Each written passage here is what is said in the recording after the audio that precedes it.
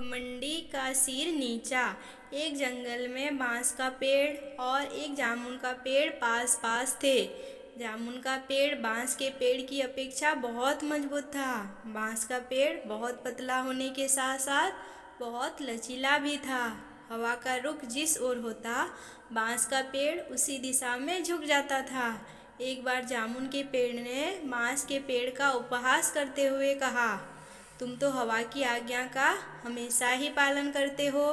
हवा की गति और दिशा के अनुसार ही हमेशा हिलते डुलते हो। मेरी तरह शान से सीधे क्यों खड़े नहीं होते?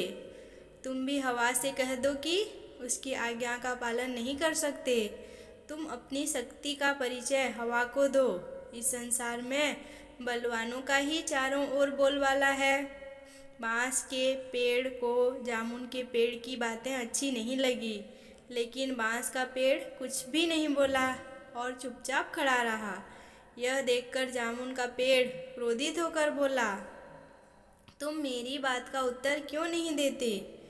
बांस के पेड़ ने कहा, तुम मेरी अपेक्षा मजबूत हो, मैं बहुत कमज़ोर हूँ, लेकिन मैं तुम्हें एक सलाह देता हूँ कि तेज़ हवा तुम्हारे लिए भी नुकसानदेह सिद्ध हो सकती है।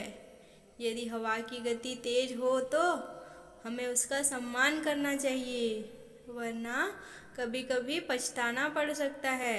जामुन के पेड़ को अपनी शक्ति पर बहुत घमंड था।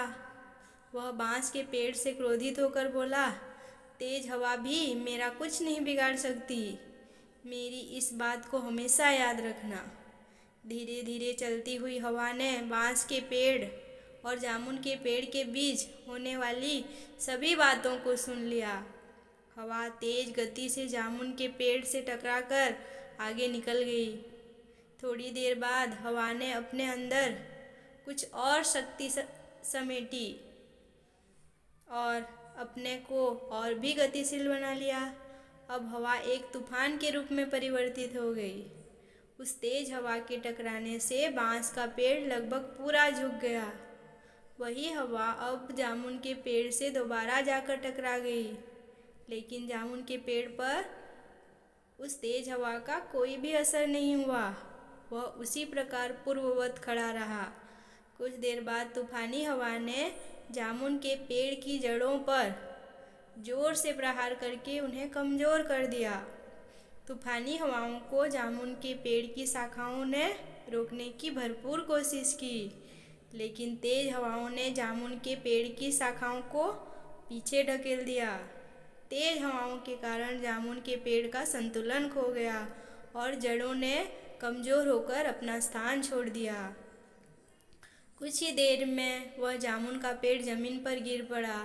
जामुन के पेड़ को धराशायी देखकर बांस का पेड़ बहुत दुखी हुआ। बांस का पेड़ सोचने लगा, यदि जामुन के पेड़ ने मेरी बात मानकर हवा का सम्मान किया होता तो आज उसका अंत नहीं होता।